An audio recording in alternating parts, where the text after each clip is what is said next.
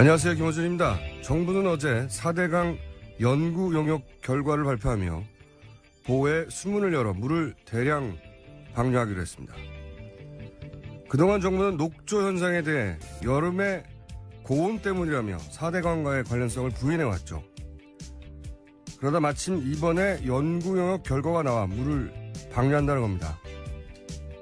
그런데 보를 설치하기 이전부터 예견되었고 매년 학계와 시민단체가 지속적으로 문제 제기했던 걸 이제야 마침 연구 용역 결과가 나와서 발표하게 됐다는 식입니다.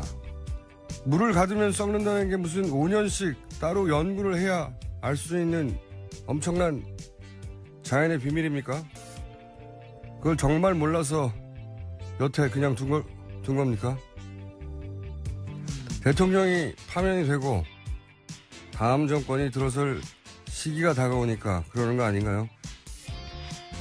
저는 다음 정권에 많은 걸 바라지 않습니다. 여태 불가능했던 것들이 마법처럼 다 해결될 거라고 생각하지도 않습니다. 다만 국민들을 상대로 사기는 더 이상 안 쳤으면 좋겠습니다. 이거준 생각이었습니다.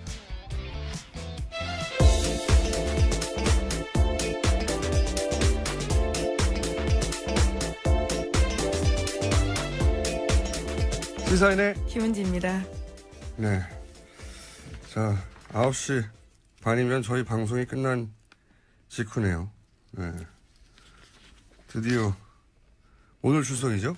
네, 박근혜 전 대통령이 오늘 오전 9시 반 서울중앙지검으로 출석합니다. 혐의가 몇 가지더라고요. 네, 총 13가지인데요. 삼성으로부터 뇌물 433억 원 받은 등의 혐의를 포함해서요. 네. 블랙리스트 혐의 등 다양합니다. 언론들이 여러 가지 이제 뭐 포인트를 짚고 있는데, 김은지 기자는 뭐가 관전 포인트입니까? 수사를 어떤 식으로 하느냐. 아니, 이제 오늘 출석과 관련해서 전체적으로 뭘 주목해서 보실 예정이에요? 예, 우선은 오늘 나오실지를 가장 주목해서 봐야 되지 나오죠. 않나 싶습니다. 오늘 나옵니다. 네. 여전히 걱정이 됩니다. 아프실 예정이다가 안 아프실 예정으로 바뀌었다고. 네. 몇 차례 나오지 않았던 전력이 있어서요. 여전히 오늘, 반신반의하고 있습니다. 오늘은 나오실 예정인데 저는 개인적인 관전 포인트가 조사 도중에 아프실 예정이지 않을까. 조사 도중에. 이제 나오시는 건 나오는 거고 조사를 받는 건 받는 건데 도중에 아프실 예정일 수 있다는 생각을 저는 합니다. 왜냐면은 이게 혐의가 너무 많거든요. 13개. 제 경험상으로는 이 정도 혐의면 무조건 자정, 아무리 빨리 해도 자정을 넘겨요. 넘길 수밖에 없어요. 그래서 아마도 변호인단은 지금 이제 점점 정치적으로 민감한 시기로 다가가고 있지 않습니까? 검찰도 역시 대선이 시작되기 전에, 본선이 시작되기 전에 마무리 짓는다고 속도를 내고 있는데, 왜냐하면 대선 기간이 되면 정치적 영향 때문에 뭘 어떻게 할 수가 없이 그대로 둘 가능성이 높거든요. 대선 기간에 예를 들어서 구속해서 역풍이 불까봐도 그렇고, 그렇게 대선 기간까지 끌고 가려고 할 수 있다. 그게 박근혜 전 대통령 입장에서는 유리하죠. 정치적 시기가 민감한 시간이 되면 어떤 딜의 여지도 열리고. 그러니까 조사가 쉽게 끝나버리면 안 된다는 거죠. 그런 관점에서 게다가 그동안 박근혜 전 대통령 혹은 최순실 변호인들이 굉장히 좋아했던 게 이제 강압수사, 압박수사 이런 거지 않습니까? 이런 프레임이었죠. 생각해보시면 최순실 씨 갑자기 민주주의 특검이 아니라고 그러고. 네, 자백을 강요하고 있다 이렇게 외쳤었죠. 박영재 씨 부인. 김영재 씨 부인요. 김영재 씨 부인 예. 박채윤 씨도 예. 아직 조사도 안 받았는데 호흡곤란으로 갑자기 앰뷸런스 실려간 거 생각나십니까? 예, 그렇죠. 병원 갔다 왔는데 정상이라고 나왔었죠. 네, 아무런 문제 없다고. 조사를 받기 전에 너무 일찍 퍼포먼스에 들어간 거죠. 나중에 특검이 아직 조사 시작도 안 했는데. 여하간 이런 강압수사, 압박수사 프레임을 저쪽 변호인단에서 자주 구사해 왔어요. 그래서 저는 늦은 저녁쯤에 조사가 아직 끝나기도 전에 아프실 수도 있다. 예. 개인적인 관점 포인트입니다. 급히 아프실 수 있다. 네, 사실 검찰 입장에서 한 번 더 부르기는 부담스러운 면이 있거든요. 예, 그러면 조사가 사실 마무리되지 않고 끝날 가능성이 있다라는 말씀이신 거죠. 한 번 더 부르게 되는 거죠. 근데 이제 아프셨기 때문에 그 시기를 또 잡는다고 조정을 할 것이고 그러다가 이제 대선 기간으로 들어간다든지 그럴 수 있습니다. 이게 늦은 저녁에 아프실 경우는 그렇고 늦은 그 오후에 더 빨리 아프실 예정일 수도 있어요. 제가 보기에는. 왜 그러냐면은 이 진술 관련해서 계속 연습했다고 하잖아요. 근데 이제 답변은 심플하게 두 가지일 거라고 봐요. 최순실 관련은 모른다. 나는 알지 못했다. 이때까지 쭉 일관된 태도. 그리고 또 한 가지, 본인이 했다는 걸 부인할 수 없는 부분은 그거는 뭐 국정 운영. 예, 선의와 정책. 예, 정상적인 국정 운영이었다. 그 나머지는 묵비할 거라고 보거든요. 네. 묵비를 하면 아무것도 안 쓸 것 같죠. 묵비를 하면 점점점 찍을까요? 검찰이 조속 꾸밀 때? 아닙니다. 뭐 씁니다. 그때도. 묵묵부답하며 창밖을 바라보았다. 뭐 이런 식으로. 묵묵부답하며 핸드폰을 만질 것 같다. 이렇게 뭘 써요. 실제. 시간이 굉장히 걸려요. 근데 그 과정에서 묵비를 하다가 검찰도 이게 자주 오는 기회가 아닌데 당연히 말로만 묻겠어요. 뭐 안종범이나 또는 정우성 관련해 구체적인 진술, 뭐 녹취, 뭐 물증 이런 걸 탁 들이댈 수 있잖아요. 네, 핵심 증거들이죠. 네. 그때 묵비하기가 쉽지 않아요. 이게 묵비권 행사해 봤어요? 제가 행사해 봤는데 두 번이나 이 조사받다가 묵비권을 계속 행사하기 진짜 쉽지 않아요. 뭔가 나오면 구체적인 게 나오면 답변하고 싶어요. 근데 옆에서 변호사가 대신 말해줄 수 없거든요, 절대. 그 말을 시작한 걸 막을 수도 없어요. 그래서 말이 한번 터지잖아요? 근데 변호사가 옆에서 보기에 이게 굉장히 불리하게 흘러가. 그러면서 쉬는 시간 있잖아요. 쉬는 시간에 의논하에 급히 아프실 예정일 수도 있습니다. 그때. 제가 보기엔 그래서 이 기자들이 인근에 그 대형 병원, 가장 가까운 대형 병원에 미리 가 있으면 특종을 낼 수 있어요. 제가 보기에는 그럴 가능성이 상당히 있다. 네. 늦은 오후에 아프실 때는, 불리한 증언을 했다. 불리하게 흘러간다. 그럴 때고. 늦은 저녁에 아프시면은, 무리하게, 늦게까지, 강압적으로. 네. 이런 게 아니겠는가. 또 호칭에 대해서도 지적하는 법조인들이 있었는데요. 피의자라고 부를지 혹은 박근혜 전 대통령이라고 부를지에 따라서 조사받는 사람의 심리가 흔들릴 수도 있다. 이런 지적을 하더라고요. 뭐 그런 기법을 사용할 수는 있겠지만 네. 여하간 끝까지 묵비하기 굉장히 어렵거든요. 근데 말문이 터지는 순간 저는 불리하게 흘러갈 거라고 보고 그러면 이제 옆에 있던 변호인들은 판단해서 급히 아프실 예정으로 해서 이제 가까운 대학병원 뭐 있습니까? 이쪽. 그 강남 세브란스 병원 같은데. 강남에 삼성병원도 있고요. 좀 더 멀어요. 예, 가까운데 예, 강남 예. 세브란스. 예. 둘 중에 한 군데 기자들 미리 보내서 뻗치게 하시면. 네. 가장 가까운 병원은 가톨릭 성모병원입니다. 그래요? 예. 서울중앙지검에서. 세 군데 예, 예. 한 군데 미리 대기하시면 특종이 가능할 수도 있다. 예. 자, 다음 뉴스는요. 예. 제 관전 포인트는 그겁니다. 어떻게 이 난국을 헤쳐나갈 것인가. 정상적인 방법으로 안 되거든요. 너무 불리해. 방법이 뭐 있나요? 아프실 예정인 거죠. 다음은요.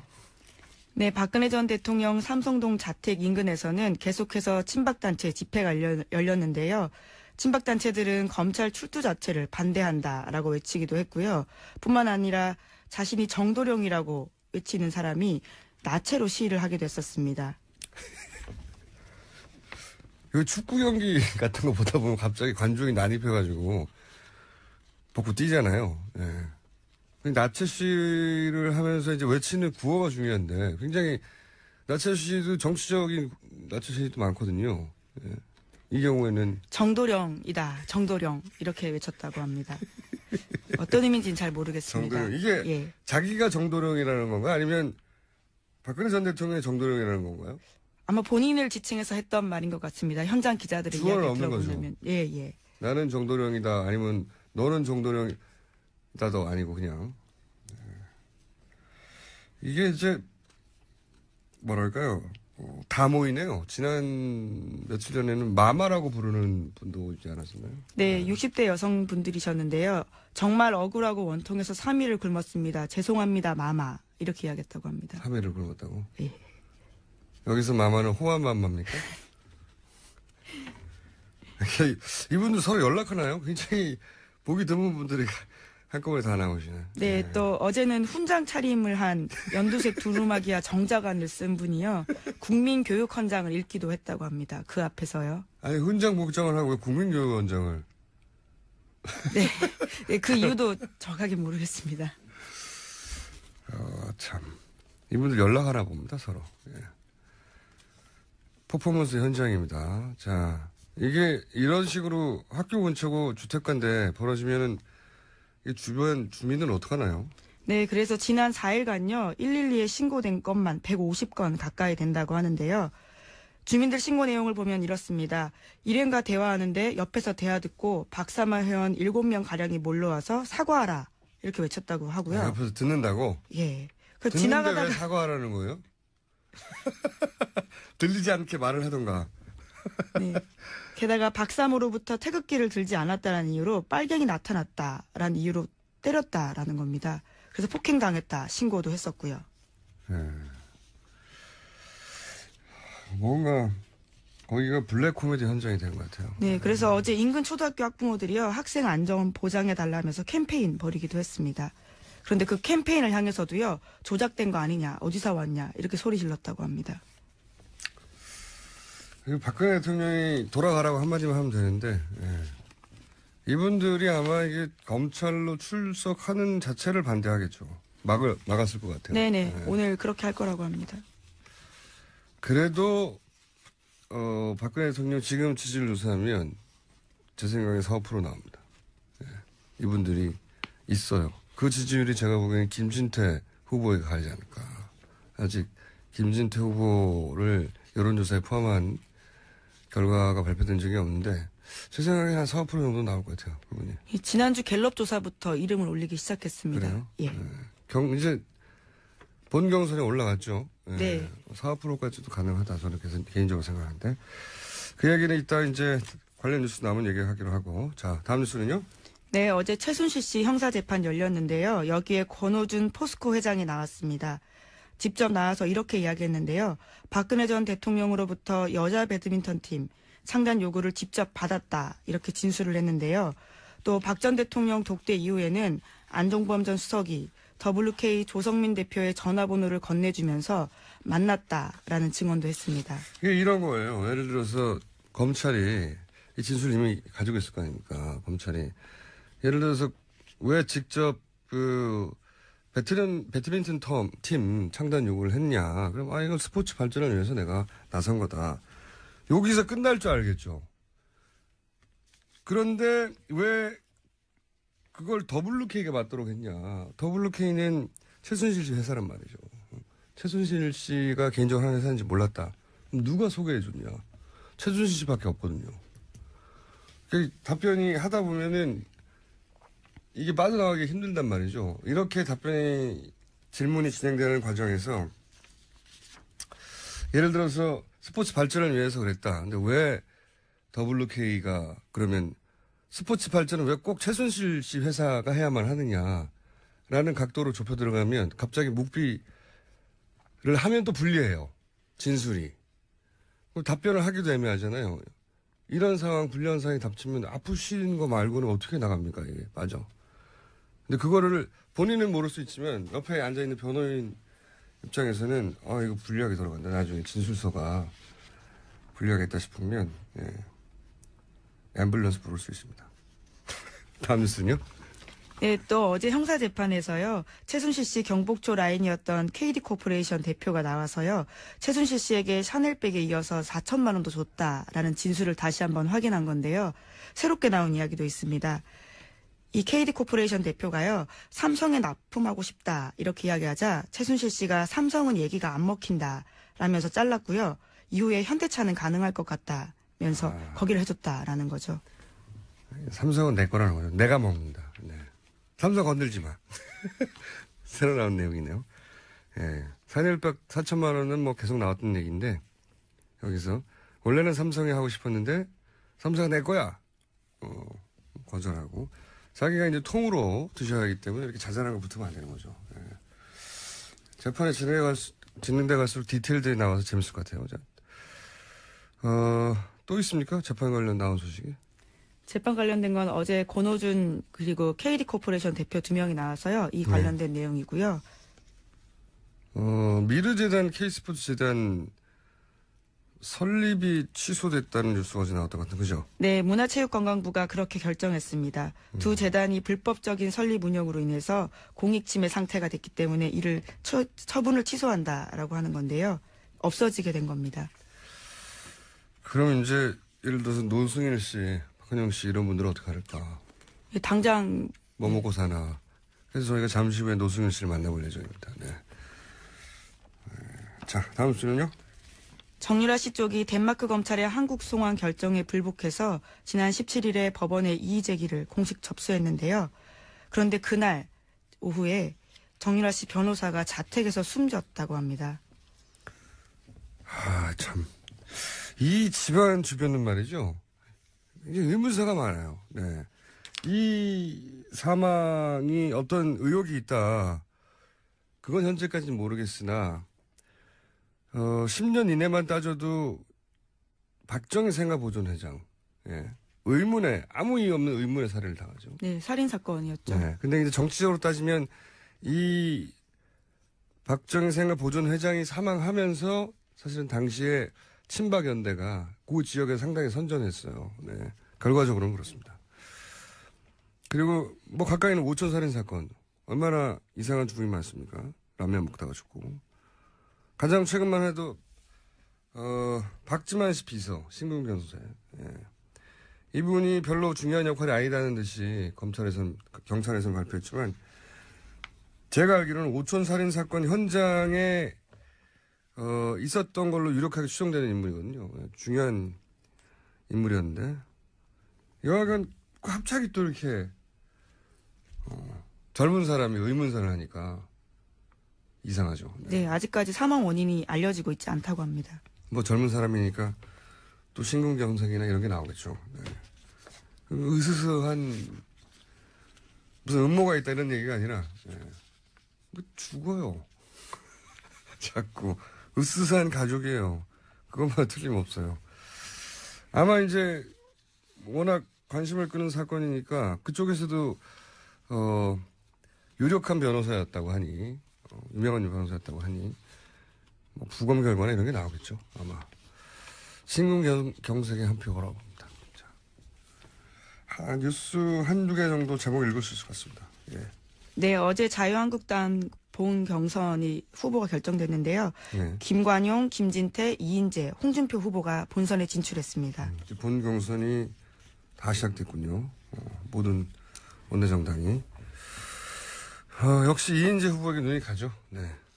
이분이 제가 알기로는 국내 최다 대선 출마자이자 그 사이에 당적이 변경된 게 15번인가 그래요. 네. 15번이나 되나요? 당적이 변경된 게. 본인이 가만히 있는데 당명이 변경된 경우도 물론 있습니다. 예. 네. 그렇지만 15번은 이게 제가 알기로는 세계 신기록이거든요. 앞으로 경신될 수 없는 불멸의 기록으로 남은 거라고 보고 대선 4번 출마하는 것도 97년 처음 나온 이후에 지난 2012년 빼고는 매년 대선 출마하셨단 말이죠. 네. 이번에 나오고 한 번 더 나오실 수 있을 것 같아요. 나이로 볼 때. 예. 불멸의 기록이다. 눈이 간다. 네, 그래서 별명이 피닉제로 온라인에서는 유명합니다. 온라인뿐만 아니라 당적이 15번 변경된 거, 15번까지 세고 말았거든요. 16번이 되는지 모르겠어요, 이제. 신기록이에요. 자, 제목. 네, 홍준표 경남도지사가요. 어제 경남도 간부회의에서 자신이 출마하더라도 보궐선거는 없다 이렇게 말했다고 합니다. 이 기사요. 이게 간단하게 얘기하면 이거거든요. 4월 9일 날까지 사퇴해야 되는데 4월 9일 사퇴하면 5월 9일 대선 때 같이 보선을 합니다. 그래서 경남도지사를 새로 뽑아요. 근데 여기서 4월 9일 사퇴를 해도 4월 10일 날 접수한다는 거죠, 서류를. 네, 그렇죠. 통보를요. 선관위에다가. 그렇게 되면 4월 10일이니까 5월 9일 날 보궐선거를 안 해요. 그러면 임기가 1년 2개월 남았거든요. 그럼 1년 2개월 동안 부지사, 대행체제가 되는 거죠, 대행체제.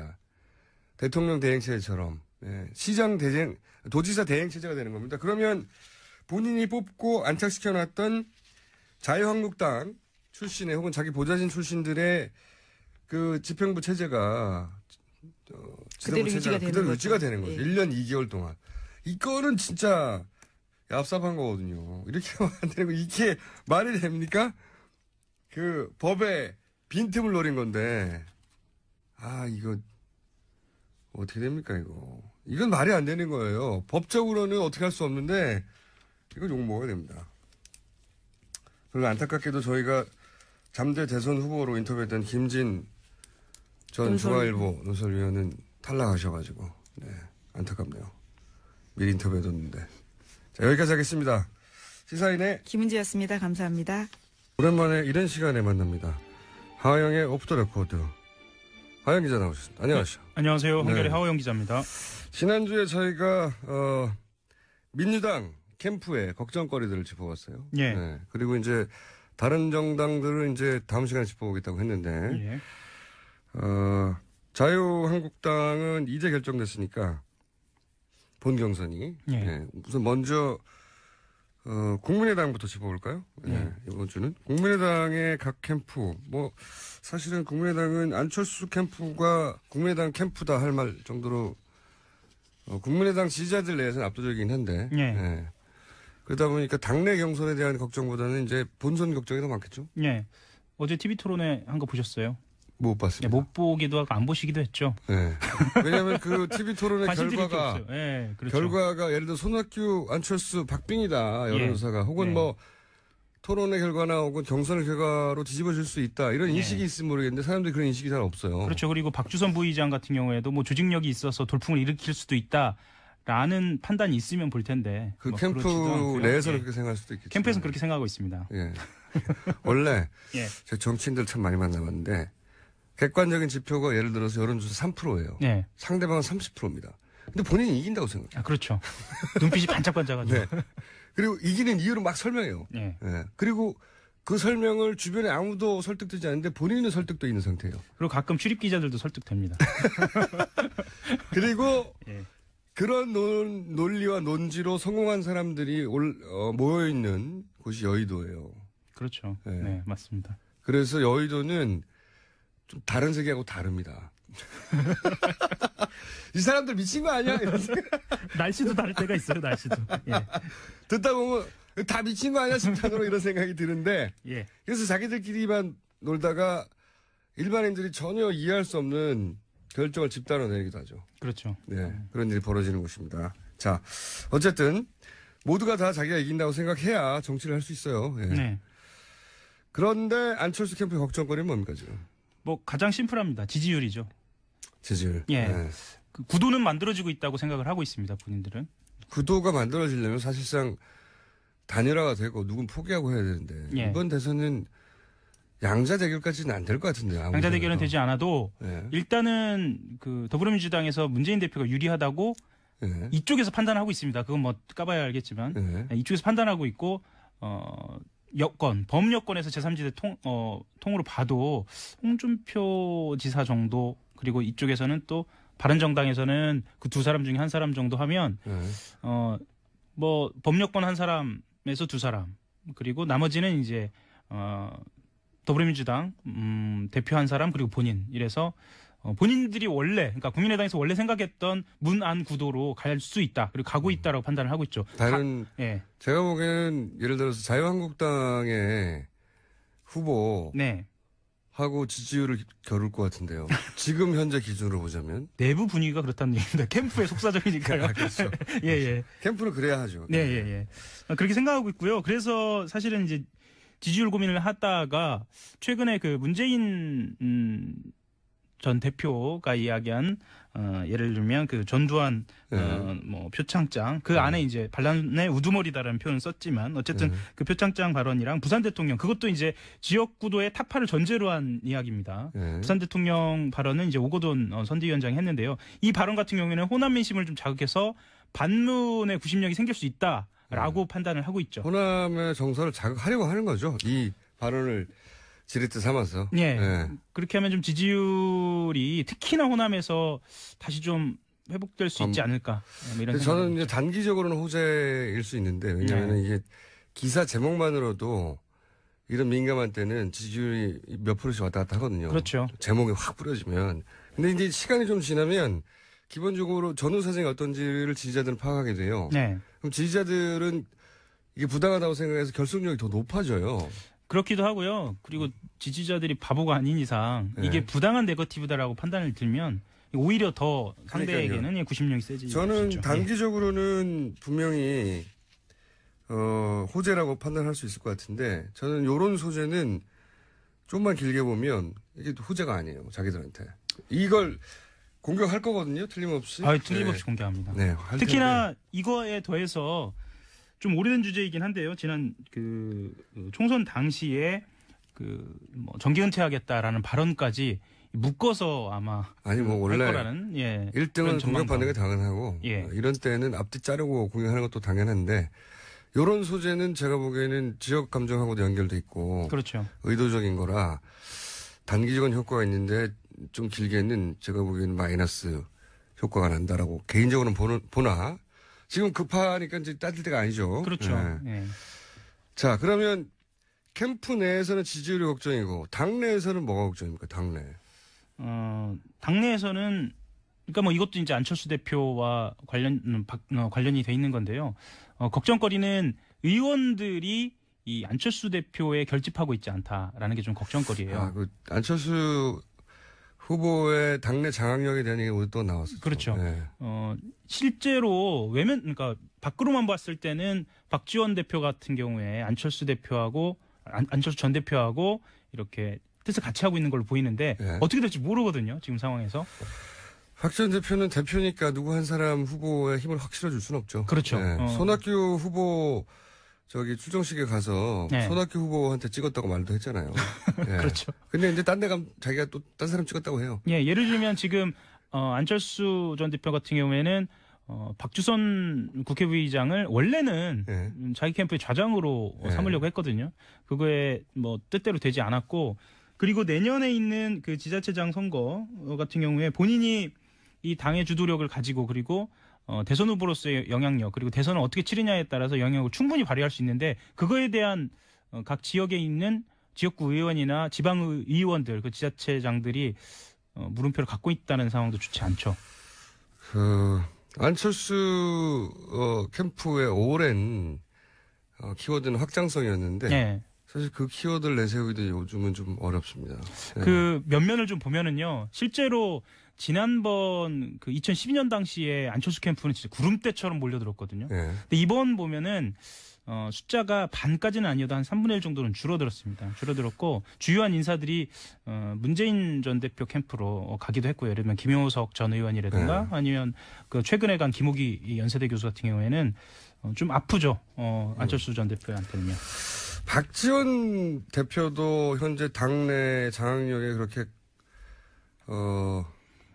온전하지 않다 이렇게 보여요. 네, 그렇죠. 근데 원래 박지원 대표 스타일이 그렇습니다. 예전에 국민의당 생길 당시에 그 말하자면 그 동교동계에서 아웃사이더였죠. 일종의. 같이 가자라고 이야기를 했거든요. 같이 우리 뜻을 한번 모아보자라고 얘기했는데 박지원 대표가 나는 따로 간다. 각자도생이라고 얘기했죠. 그러다가 막판에 합류한. 그렇죠. 이번 스타일이 그렇고 여하간 이제 안철수 캠프는 그래서 지지율이 확 올라가지 않고 있다는 게 캠프의 걱정거리고 뭐 그 걱정은 모든 캠프의 걱정거리기도 한데 안철수 캠프는 그 계기가 이미 두세 번 왔다고 생각했는데 그 계기 때 예를 들어서 탄핵이 결정되더라고요. 그렇죠. 그때 변동이 없으니까 걱정하는 거. 손학규 후보의 걱정거리는 한마디로 하면 뭡니까? 사람들이 지금 경선을 치르고 있는지도 잘 모른다. 뭐 이건 지지율보다도 왜냐하면 이 국면마다 본인이 예를 들면 국민의당 입당할 때도 그렇고요. 예. 뭐 최근에 그 본인이 이제 출마 선언할 때도 그렇고 이게 예. 출마 선언하니까 중앙일보의 홍 회장이 그렇죠. 갑자기 이런 얘기가 나와가지고.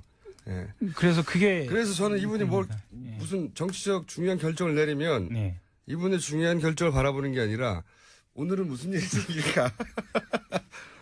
그래서 오히려 이런 이야기도 나옵니다. 예. 이 불운이라는 게요. 예. 일종의 어떤 그 사람에 대한 스토리를 만들어내서 그 뭔가 좀 다른 스토리만 반전이. 그 예. 스토리만 해자되는 게 문제죠. 그렇죠. 그게 문제입니다. 그게 고민거리입니다. 예. 아 참. 기자들한테는 사실 손학규 전 대표가 굉장히 인기가 좋습니다. 그렇죠. 예. 대인 스킬도 좋고 예. 말도 잘 받아주고 예. 예. 말이 좀 길 뿐이지. 예. 구설도 없고요. 예. 예. 자 이분이 그래서 국민의당에 입당한 것에 대해서 본인도 큰 혜택을 못 입고 또 당으로서도 큰 효과가 안 난다고 생각하는 분들이 많아져서 그렇죠. 입지도 좀 많이 줄었어요. 입당할 당시에 이제 삼성전자 그 이재용 부회장이 구속됐죠. 예. 그래서 그 기사도 제대로 실리지 않았어요. 연초에 저랑 인터뷰하면서 이제 제가 100명 정도가 탈당할 거라고 네. 그런 얘기까지 과감하게 던졌었는데.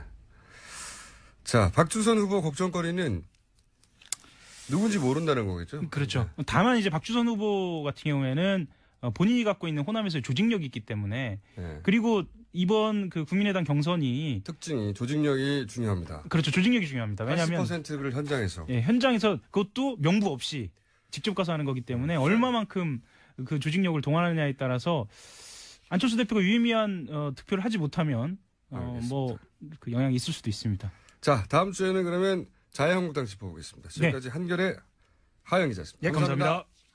대통령 탄핵은 결국 미르재단과 K스포츠재단 때문이었습니다. 특히 K스포츠재단의 내부 고발자들 역할이 매우 컸죠. 탄핵이 인용된 지금 그분들은 아마도 조금씩 잊혀져 갈 텐데요.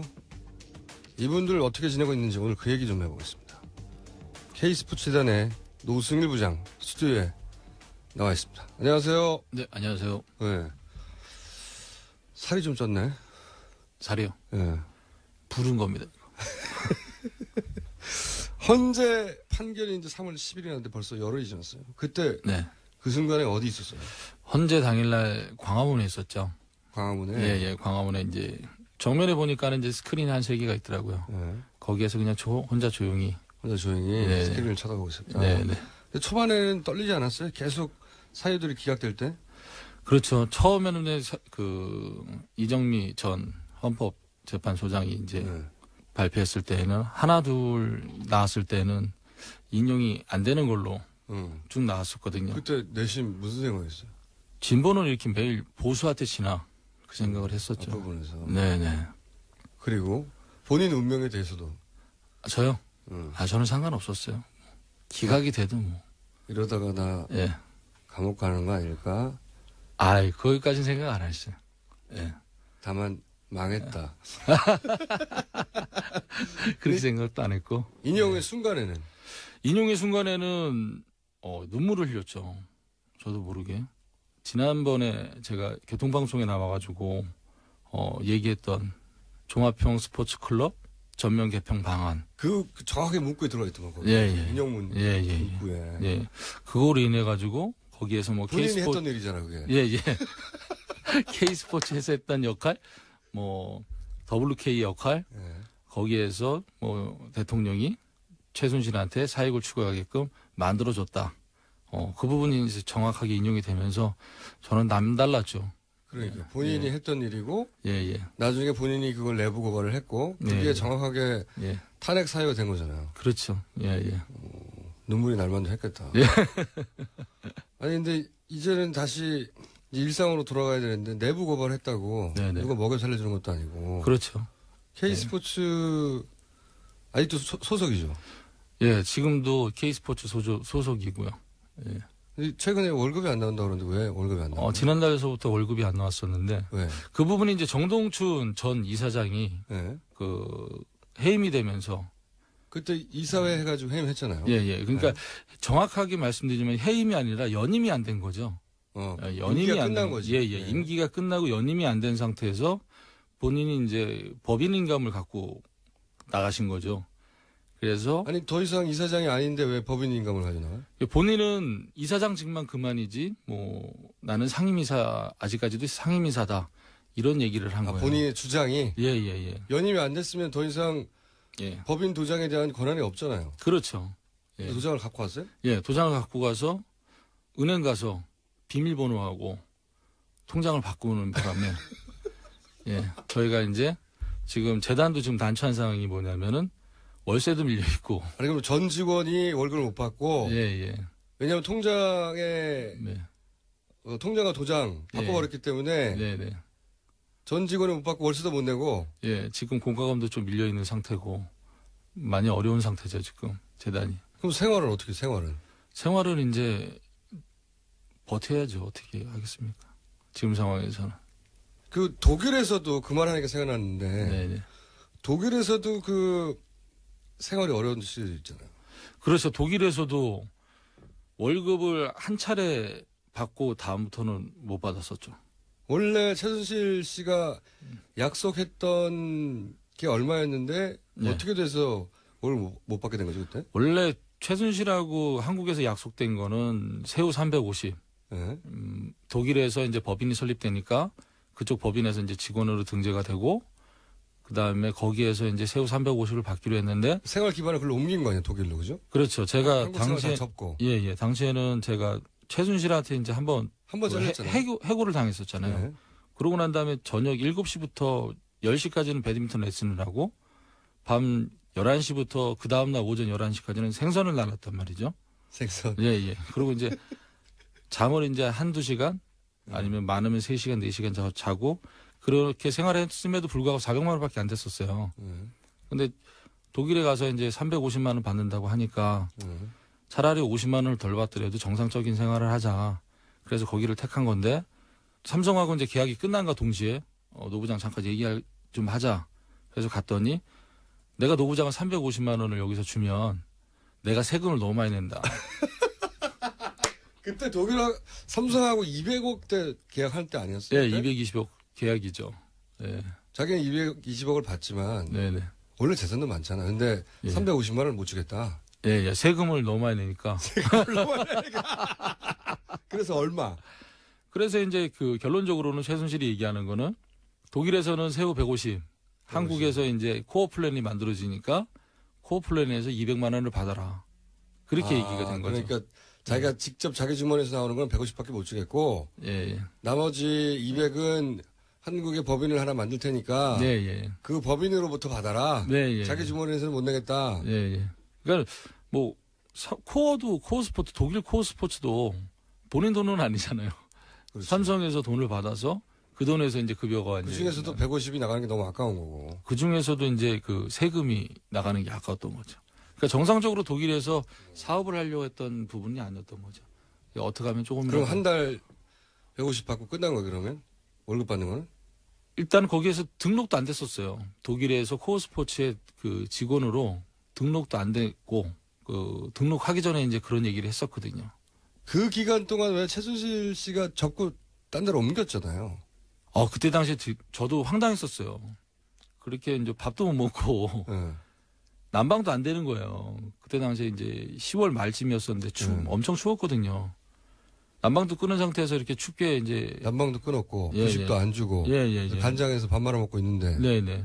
자고 있는데 이제 누가 온 거예요. 네. 그래서 부장님 그래서 왜? 그러니까는 저희 이사 가요 그러는 거예요. 그럼 나도 짐 싸야 되냐 그랬더니 아니요 부장님 여기 계셔야 돼 이러는 거예요. 너무 황당하잖아요. 그래서 와이파이도 끊고 당시에 또 그래서 이제 박원호 원장님한테 전화를 했죠. 이만저만 하다니까는 먹을 거는 있냐? 내가 일주일 있으면 들어가니까 일주일만 기다려라 그랬는데 그래서 먹을 것도 없다 그러니까 데이비드한테 이제 박원호 원장이 전화를 한 거죠. 그래서 중국인 이제 라면 5봉지예요. 5봉. 예. 떠나면서 준 게 라면 5봉지. 예. 데이비드를 통해서. 예.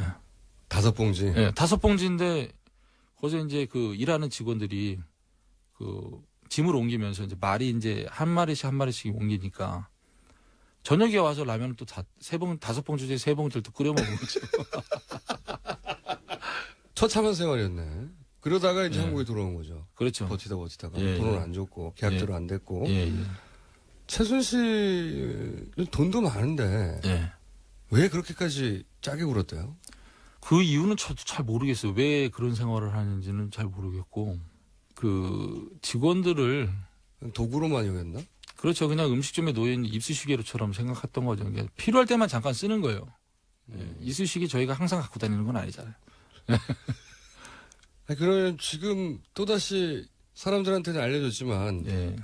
그 K스포츠 굉장히 악연이네 진짜. 최순실 씨하고 엮이기만 하면 예. 지금도 월급이 안 나오니까 예. 뭐 어떻게 먹고 살아야 돼? 빨리 정해야죠. 또 배드민턴 레슨을 하든 아니면 또 생선시장 나가서 또 생선 나르든. 배드민턴 강사? 예, 예. 뭐 그 생활 또 다시 해도 상관은 없는데 지금 현재 몸 상태가 배드민턴을 가르칠 수 있는 몸 상태는 아니거든요. 그러니까 이론만 바탕이 되면 안 돼요. 그러니까 어느 정도 이제 그 동호인들하고 게임도 뛸 수 있는 몸 상태가 돼야 되는데 코트를 못 뛰어? 예, 지금 현재 동호인 분들은 실력이 많이 올라와 있어요. 예, 그래서 그분들하고 지금 뛰어도 제가 질걸요. 예. 저도 한 6개월간 레슨을 받고 그다음에 몸을 만든 다음에 코치 생활을 해야 될 것 같아요. 그 아주 높은 레벨 동호인들 말고 예, 전국에 배드민턴 동호인이 얼마나 돼요? 제가 알기로는 한 800만 정도로 알고 있어요. 굉장히 많네. 네. 그중에서 이제 초보나 중급 정도 네네. 전국 배드민턴 동호회 한마디 해줘요 그러면. 네. 이 방송을 듣는 분들에게. 아 저요? 좀 일자리 좀 주세요.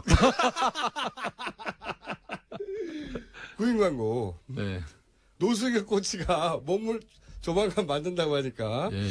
연락 부탁드리고요. 예, 섬도 가겠습니다. 저기 독일 예. 재산을 안민석 의원은 계속 추적한다고 하는데 네네. 거기 독일 관련해서는 본인이 도와줄 부분이 있잖아요. 그런 일을 네. 하게 되면 예. 계속 참여하실 생각이세요?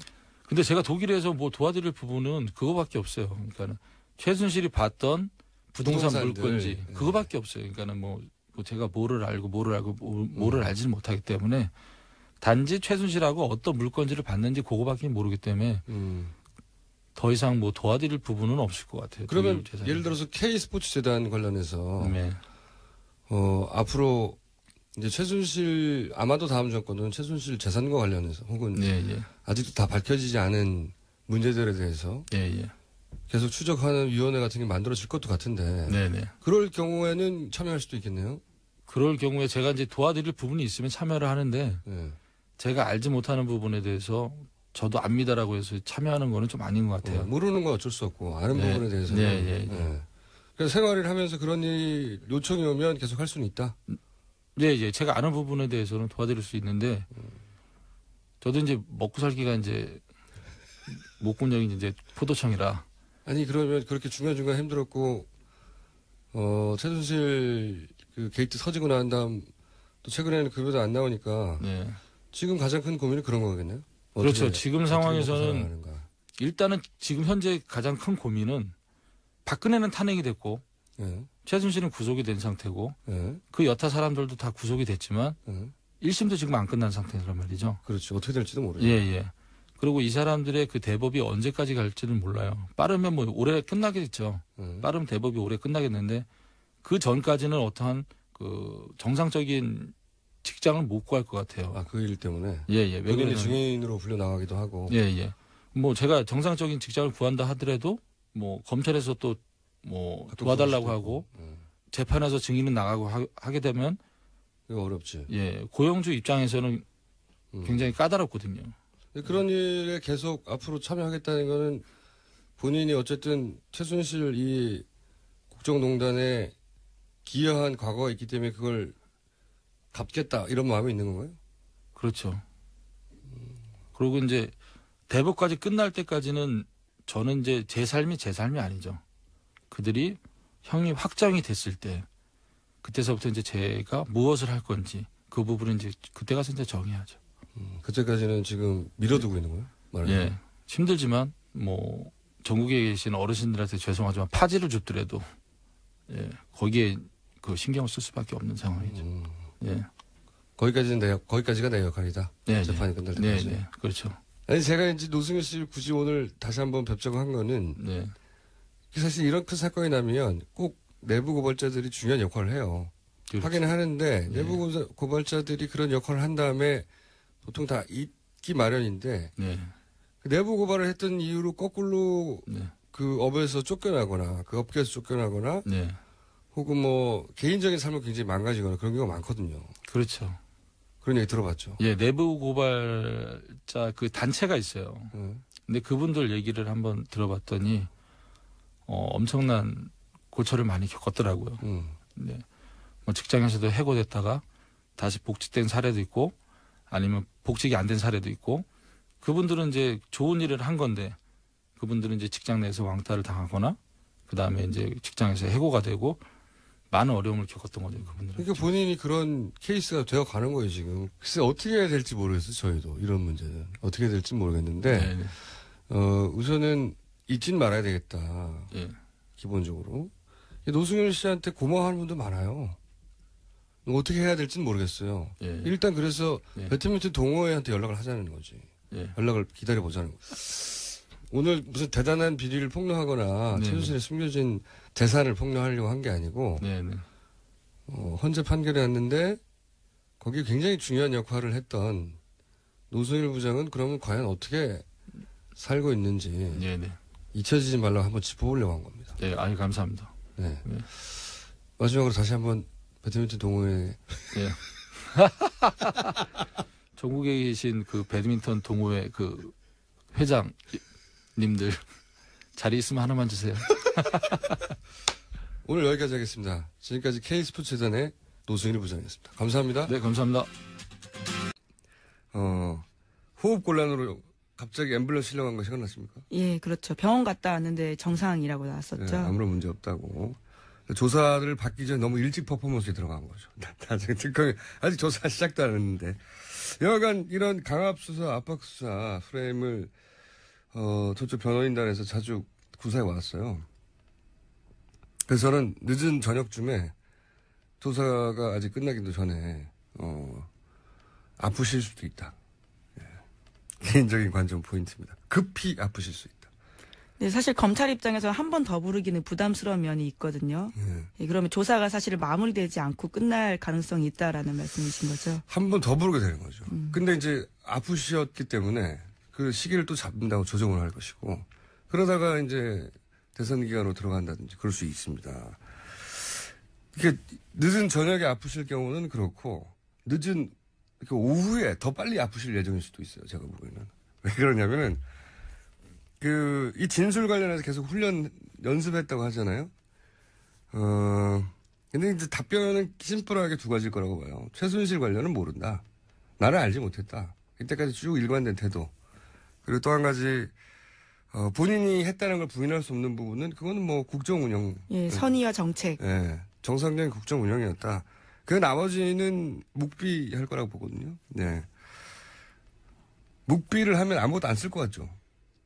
묵비를 하면 점점점 찍을까요? 검찰이 조속 꾸밀 때? 아닙니다. 뭐 씁니다. 그때도. 묵묵부답하며 창밖을 바라보았다. 뭐 이런 식으로. 묵묵부답하며 핸드폰을 만지고 그랬다. 이렇게 뭘 써요.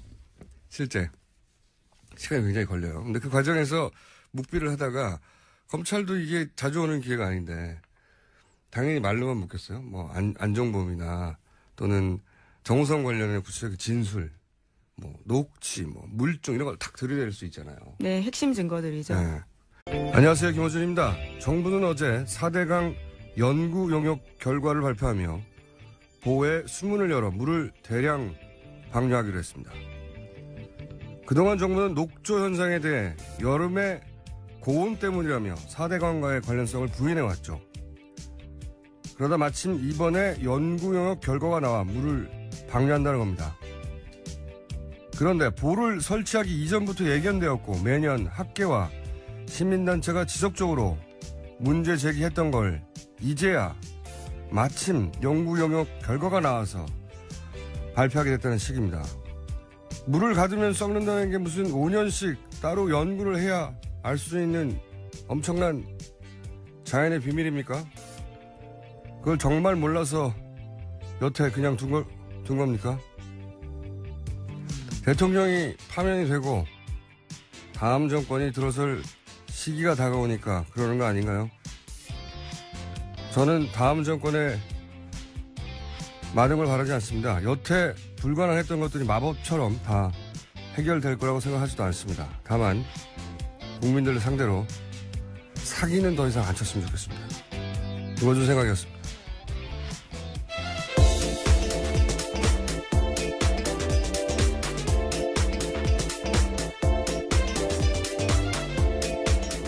시사인의 김은지입니다. 네. 자, 9시 반이면 저희 방송이 끝난 직후네요. 네. 드디어 오늘 출석이죠? 네, 박근혜 전 대통령이 오늘 오전 9시 반 서울중앙지검으로 출석합니다.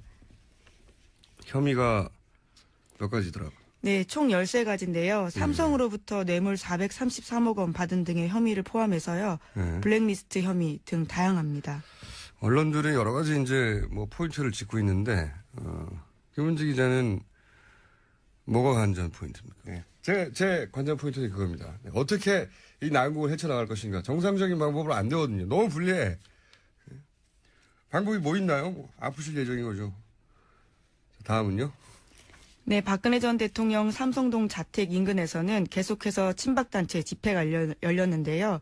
친박단체들은 검찰 출두 자체를 반대한다라고 외치기도 했고요. 뿐만 아니라 자신이 정도령이라고 외치는 사람이 나체로 시위를 하게 됐었습니다. 이 축구 경기 같은 거 보다 보면 갑자기 관중이 난입해가지고 벗고 뛰잖아요. 예. 나체 시위를 하면서 이제 외치는 구호가 중요한데 굉장히 나체 시위도 정치적인 나체 시위도 많거든요. 예. 이 경우에는 정도령이다. 정도령 이렇게 외쳤다고 합니다. 어떤 의미인지는 잘 모르겠습니다. 정도령. 이게 예. 자기가 정도령이라는 건가 아니면 박근혜 전 대통령이 정도령이라는 건가요?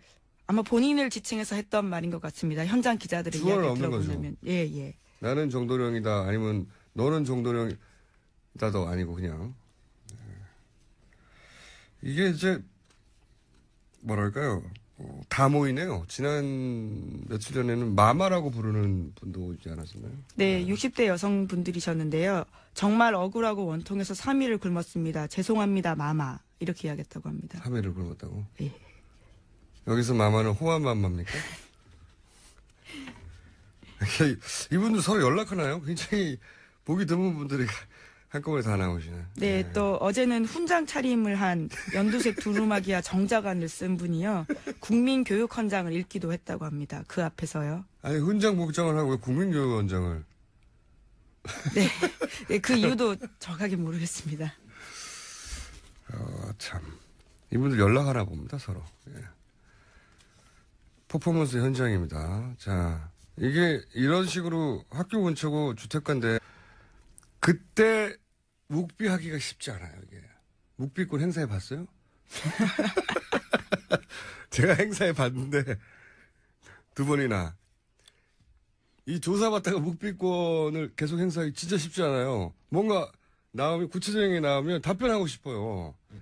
근데 옆에서 변호사가 대신 말해줄 수 없거든요, 절대. 말을 시작한 걸 막을 수도 없어요. 그래서 말이 한번 터지잖아요? 근데 변호사가 옆에서 보기에 이게 굉장히 불리하게 흘러가. 그럼 쉬는 시간 있잖아요. 쉬는 시간에 의논하에 급히 아프실 예정일 수도 있습니다. 그때. 제가 보기엔 그래서 이 기자들이 인근에 그 대형 병원, 가장 가까운 대형 병원에 미리 가 있으면 특종을 낼 수 있어요. 제가 보기에는 그런 가능성이 상당히 있다. 네. 늦은 오후에 아프실 때는 불리한 증언을 했다. 불리하게 흘러간다 그럴 때고 늦은 저녁에 아프시면은 무리하게 늦게까지 강압적으로 이런 게 아니겠는가. 또 호칭에 대해서도 지적하는 법조인들이 있었는데요. 피의자라고 부를지 혹은 박근혜 전 대통령이라고 부를지에 따라서 조사받는 사람의 심리가 흔들릴 수도 있다. 이런 지적을 하더라고요. 뭐 그런 기법을 사용할 수는 있겠지만 네. 여하간 끝까지 묵비하기 굉장히 어렵거든요. 근데 말문이 터지는 순간 저는 불리하게 흘러갈 거라고 보고 그러면 이제 옆에 있던 변호인들은 판단해서 급히 아프실 예정으로 해서 이제 가까운 대학병원 뭐 있습니까? 이쪽 그 강남 세브란스 병원 같은데. 강남에 삼성병원도 있고요. 좀 더 멀어요. 예, 가까운데 예, 강남 세브란스. 예. 둘 중에 한 군데 기자들 미리 보내서 뻗치게 하시면. 네. 가장 가까운 병원은 가톨릭 성모병원입니다. 그래요? 예.